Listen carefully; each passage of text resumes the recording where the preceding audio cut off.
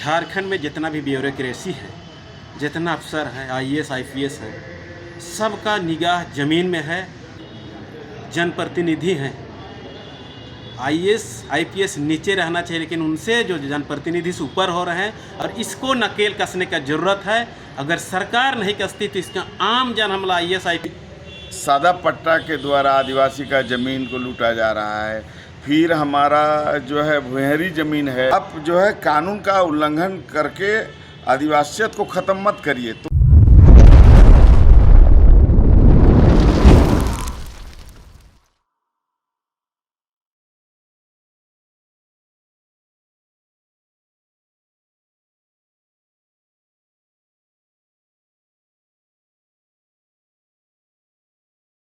आप लोग आज धूमकुड़िया में एक प्रेस वार्ता रखे हैं ज़मीन को लेकर के, सीएनटी एक्ट के लेकर, क्या कहेंगे उस पर?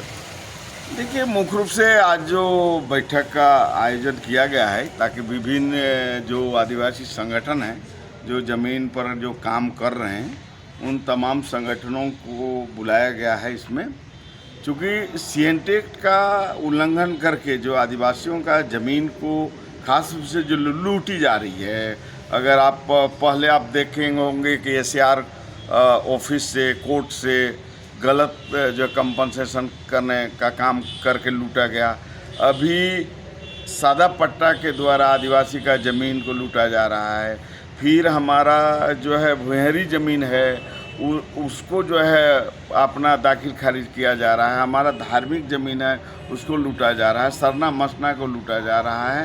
ये लोहरा भाई लोग का ज़मीन को जो है जनरल बना के बेचा जा रहा है। तो ये बड़ा चिंता का विषय है। तो इसीलिए चिंतन मंथन करके हम लोग जो है आज करेंगे और आगे जो है इसका आंदोलन का जो है रणनीति हम लोग अपनाएंगे। इसीलिए आज मुख्य रूप से हम लोग बैठक बुलाए हैं।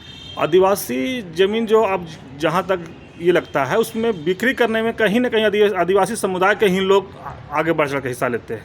इस पर क्या कहेंगे? नहीं, इसमें जो आप कह रहे हैं इसमें कहीं आप जो एकदम सही बात को बोल रहे हैं, लेकिन इस बात को तो हमको बताना पड़ेगा कि तिलका मांझी से लेकर वीर बुद्ध भगत से लेकर पोटो हो, सिद्धू कान्हू, नीलम्बर, पीतम्बर, बिरसा मुंडा, सब लोग जो है इस ज़मीन के लिए कुर्बानी दिया और उस कुर्बानी के तहत सीएनटी एक्ट कानून बना। सीएनटी एक्ट क्या कहता है कि आदिवासी की ज़मीन को गैर आदिवासी को नहीं बेच सकते।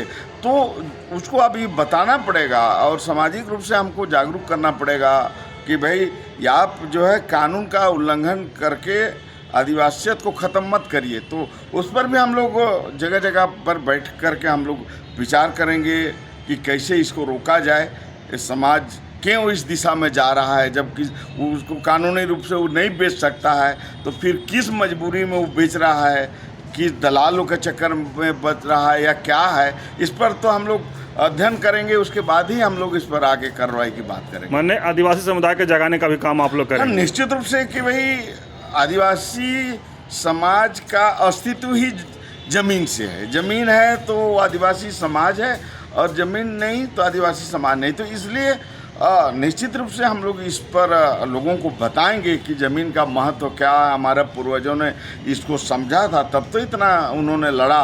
और आप गलत दिशा में आप क्यों जा रहे हैं? क्योंकि आपके पास कोई व्यापार नहीं है, कोई नौकरी नहीं है, तो ज़मीन भी ख़त्म हो जाएगा तो आप जिएंगे कैसे? आप क्या करेंगे क्या? चाहे हमारा जब धार्मिक ज़मीन सब लुटा जाएगा तब तो हमारा धर्म ही ख़त्म हो जाएगा।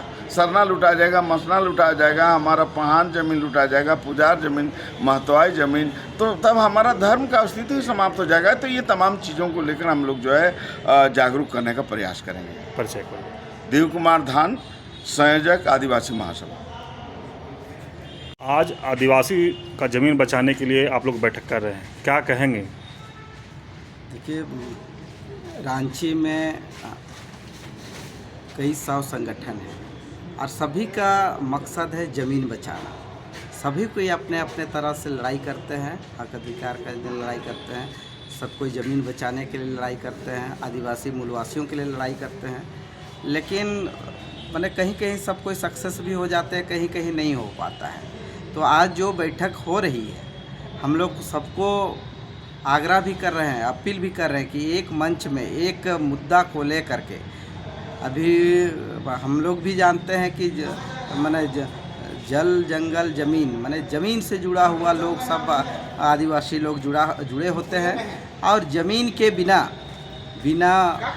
जिस तरह से पानी माने मछली बिना पानी का तड़प तड़प कर मर जाता है, उसी तरह आदिवासी जब ज़मीन ख़त्म हो जाएगा, ज़मीन का उनका हक अधिकार ख़त्म हो जाएगा, तो बिना माने तड़प तड़प कर मर जाएगा आदिवासी। झारखंड में देखा जा रहा है कि झारखंड में मुख्यमंत्री आदिवासी हैं, फिर भी ज़्यादातर ज़मीन का बिक्री हो रहा है, इस पर क्या कहेंगे?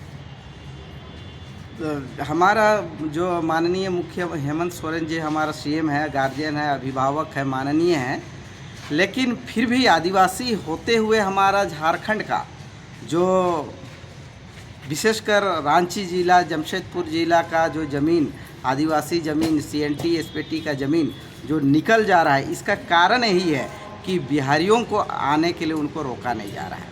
उनको पाबंदी लगाना चाहिए। एक ठीक है माने कि उनको नौकरी करके वहाँ से चले जाए, क्योंकि जब तक बाहर वाला नहीं आएंगे, माने बाहर वाला को आने से रोका नहीं जाएगा, तब तक तो आएंगे तो कहीं ना कहीं बसेंगे ही बसेंगे, नहीं होगा तो गरमजरुआ ज़मीन में भी रहेंगे, रैयती ज़मीन में भी रहेगा।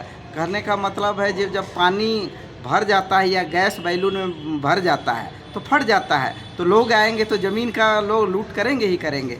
तो हम माननीय CM साहब से भी ऐसे कुछ कानून बनाया जाए जो कि माने बाहरियों को, जो छत्तीसगढ़, MP, बिहार या जो भी बाहर के लोगों को रांची से कम आने से रोके, मैंने कहने का मैंने बसने से रोके। वो लोग धंधा पानी जीवन उपार्जन कर सकते हैं, लेकिन यहाँ पर स्थायी रूप से रुकेंगे तो ऑटोमेटिक है कि ज़मीन का लूट होगा। आप CNT बना लीजिए, चाहे SPT बना लीजिए, लागू कर लीजिए, तो भी मैंने क्या बोला कि जब उसमें हवा भर जाता है बैलून में तो फटेगा, तो यहाँ भरेंगे तो ऑटोमेटिक है ज़मीन का लूट होगा। परिचय दे दीजिए। मैं राजेश लिंडा, आदिवासी सेना, और मैं माटी बचाओ मोर्चा का सदस्य। आप लोग ज़मीन बचाने के लेकर के आज एक बैठक कर रहे हैं, क्या कहेंगे आप? झारखंड स्वतंत्र खबर के माध्यम से हम हमारे आम जन झारखंड वासियों को ये कहना चाहेंगे, और इसमें विशेषकर प्रशासन को, यहाँ ज़मीन का स्थिति इतना दयनीय है। विशेषकर आदिवासी मूलवासी के यहाँ ज़मीन है, उसमें बाहर का लोग हड़पा जा रहा है। कितना इसके लिए आवेदन, झारखंड सरकार एक विधानसभा का विशेष कमेटी बनाई, उसके पास कितना आवेदन दिया गया है, लेकिन अभी तक उस विशेष कमेटी का एक मीटिंग तक नहीं हुई है। इसमें कार्रवाई की जनता क्या उम्मीद रखेगी, इसी पर हम लोग विचार विमर्श कर रहे हैं, और इसके लिए हम लोग क्या कदम उठाएंगे आगे। अब सरकार से सीधे हम लोग को लड़ना पड़ेगा, और नहीं तो ज़मीन बचेगी नहीं।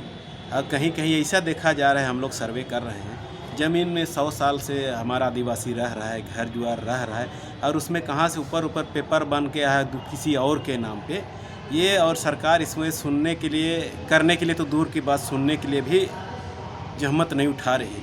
इसी पर हम लोग आगे क्या कार्रवाई, सामाजिक संगठन हम लोग क्या करेंगे, इसके लिए हम लोग आज विचार विमर्श कर रहे हैं, और इसके लिए हम लोग आगे बढ़ने के लिए प्रयास कर रहे हैं। झारखंड का मुख्यमंत्री एक आदिवासी हैं, और आप लोग आदिवासी के ज़मीन बचाने की लड़ भी रहे हैं, तो क्या कहेंगे? देखिए, सरकार और मुख्यमंत्री जो भी रहे, समस्या आदिवासी के साथ हमेशा रहेगा। ऐसा नहीं कि मुख्यमंत्री आदिवासी को हमको ही बैठा देगा, समस्या समाधान होगा। हम लोग इच्छा शक्ति होना चाहिए, उसको आदेश देना चाहिए भू राजस्व विभाग को कि इसमें निदान कीजिए, तब होगा। मुख्यमंत्री, ये सभी को हम पर लगाया जाता है आरोप, आपका मुख्यमंत्री है। इससे पहले भी था मुख्यमंत्री आदिवासी ही था, इससे पहले रघुवर दास के समय भी था, उस समय भी यही समस्या से हम लोग जूझते आ रहे हैं। आदिवासी जूझते रहेगा, बिना संघर्ष का इसको कहीं निदान नहीं मिलेगा। इसलिए आदिवासी, कोई भी मुख्यमंत्री रहे, आदिवासी को संघर्ष करना पड़ेगा। लेकिन दुर्भाग्य की बात है, हम लोग ज़्यादा उम्मीद किए, इसीलिए इसे हम लोग ज़्यादा निराशा भी हुए। अपना सरकार करके इससे ज़्यादा हम लोग उम्मीद किए, इसीलिए ज़्यादा निराशा मिल रहा है हम लोग को। अच्छा, आप लोग रघुवर सरकार को सही मानते हैं कि हेमंत सोरेन सरकार को सही मानते हैं? देखिए, या लड़ाई किस में ज़्यादा लड़ना पड़ा आप लोग का? देखिए, ज़मीन के मामले में सबसे ज़्यादा रघुवर सरकार के समय लड़ना पड़ा। उस सीधे से एंटी एक्ट को ही खारिज करने के लिए वो प्रस्ताव लाए। उसी का परिणाम आप लोग सरकार क्या हुआ, आप उसमें जेएमएम और जो अभी का यूपीए संघ थे गठबंधन का, उसमें हाथ नहीं रहा। आप लोग मीडिया वालों को सभी को पता होगा उसमें सामाजिक संगठन कितना मुखर होकर बीजेपी सरकार रघुवर सरकार के खिलाफ खड़ा हुआ, जब उसको उखाड़ के फेंका। अगर यही आएगा तो फिर लेकिन बात होती है जनता फुटबॉल की तरह कभी इधर लात खा रहा है उधर खा रहा है, यही स्थिति पैदा हुई है। मान लिए जेएमएम खटाए तो कौन आएगा, हम लोग यही रहेगा। इसीलिए सामाजिक संगठन हम लोग ये निर्णय लेंगे कि अब हम लोग सशक्त करवाए। हम लोग ज़मीन में अभी बहुत संगठन उतर के हम लोग दखल देहानी खुद दिला रहे हैं। इस ओर हम लोग को बढ़ना होगा।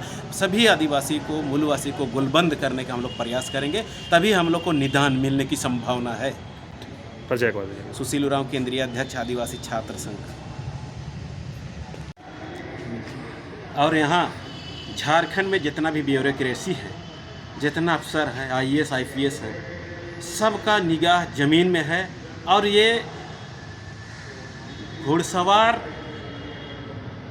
घोड़ा ये अंतर नहीं पाया जा रहा है। इसमें जो जनप्रतिनिधि हैं, आईएएस आईपीएस नीचे रहना चाहिए, लेकिन उनसे जो जनप्रतिनिधि से ऊपर हो रहे हैं, और इसको नकेल कसने का ज़रूरत है। अगर सरकार नहीं कसती तो इसका आम जन हमला आईएएस आईपीएस जितना भी ब्यूरोक्रेसी के उसके ऊपर हम लोग धावा बोलने का काम करेंगे। इसके लिए जितने भी ब्यूरोक्रेसी है इस सतर्क रहे, नहीं तो सामाजिक संगठन जिस दिन उखड़ गया उस दिन उसका बिल्डिंग बिस्तर ऐसे बांध के जाना पड़ेगा, उसको किस तरह जाना पड़ेगा, उसको सोचने के लिए मजबूर हो जाएगा। इस पर भी हम लोग बाध्य होंगे करने के लिए। परिचय दीजिए। सुशील उरांव, केंद्रीय अध्यक्ष आदिवासी छात्र संघ, झारखंड प्रदेश।